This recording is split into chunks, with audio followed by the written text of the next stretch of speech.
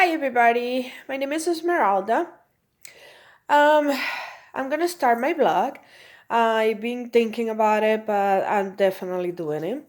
I have so many things to say, so many stories to tell, so many life stories, and my goal is to help other women and other humans to um, that goes through what I went through and what I go through every day, to be strong and to keep going, and parents to know what to do in every situation. And this is what happened.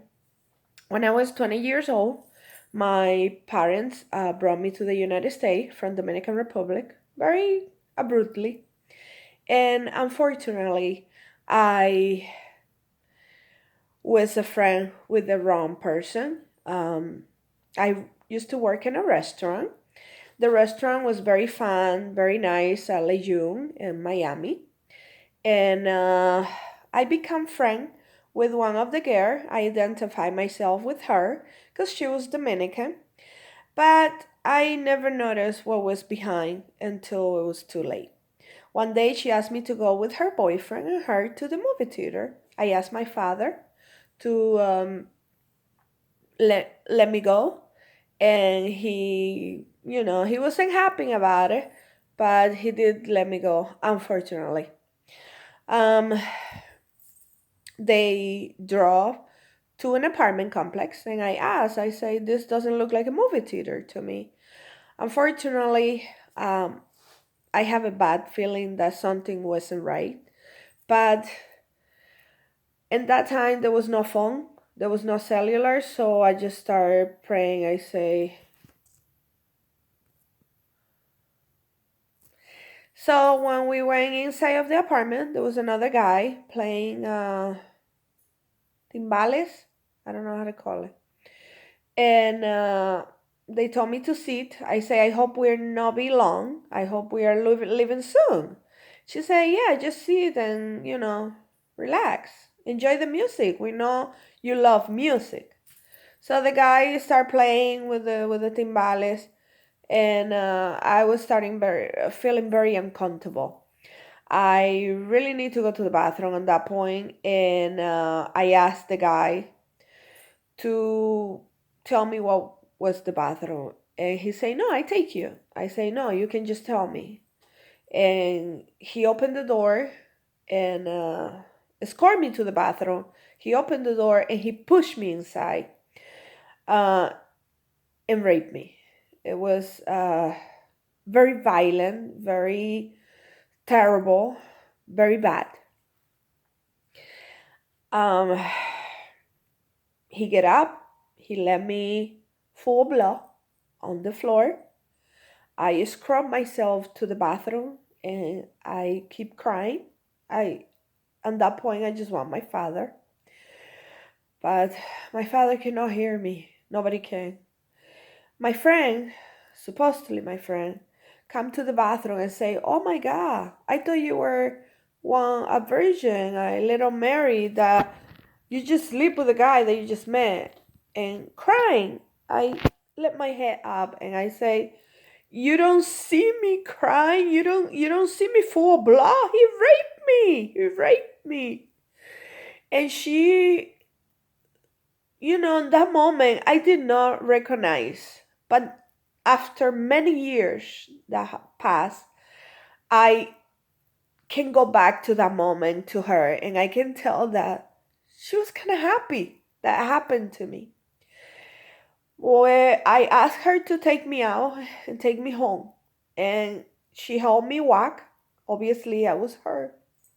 And when I was walking by that asshole, the bastard, the monster, he was telling his friend, "Oh, I just get a virgin one." She was virgin. He was so proud, like when you win a lottery or when you win a trophy.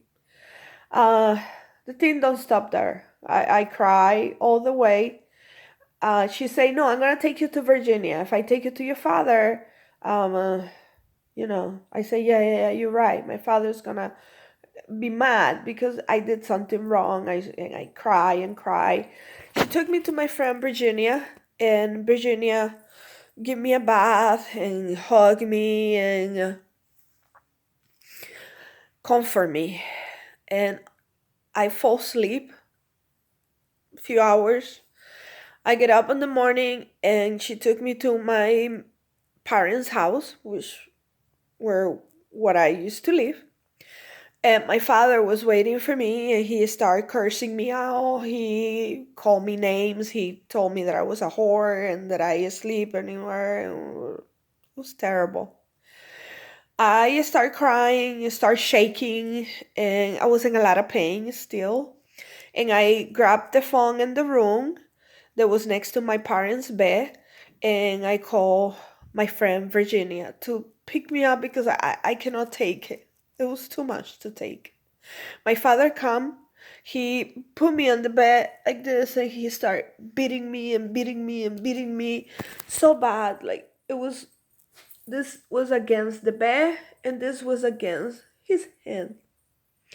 And he was so angry. He was so mad. My mom, I guess she was scared and she got the courage to come from the living room, hold his hand, and told me, Mommy wrong, mommy wrong, mommy wrong. And I get up and I start running and running and running. And I went to my friend Virginia again and she said, Oh my God, I was bleeding.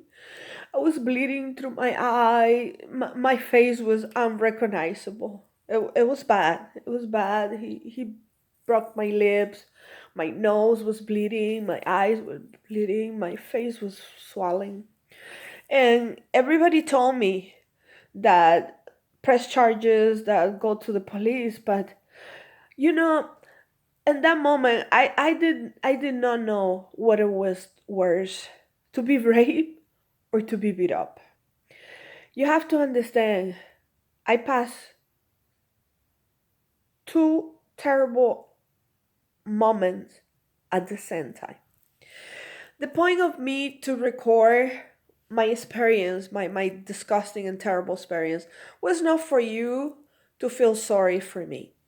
It's to let you know that if you are a victim of this type of crime, you have to stand up for yourself because you did do nothing wrong.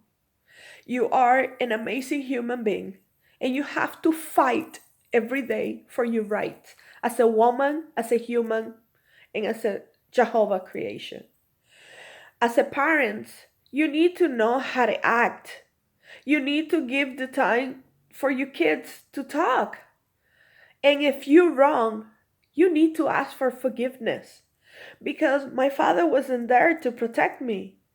He didn't know what was happening. But when I went home, he should sit and ask me what happened to me.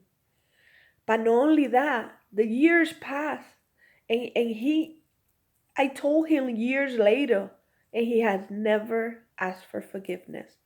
I forgive my father because I love my father, because I cannot have bad feelings on my heart. But this is to teach you as a parent not to do something like that, not to give you back to your kid. You have to be there for them 100%. We as a human, we need to fight. As a woman, we need to know that rape is not okay. It's a crime. Why in the United States of America a kid get raped and those bastards get out on the street and keep doing it over and over? If somebody rapes somebody, it's a crime. You die inside of you, you will never be the same person. That will mark you for the rest of your life.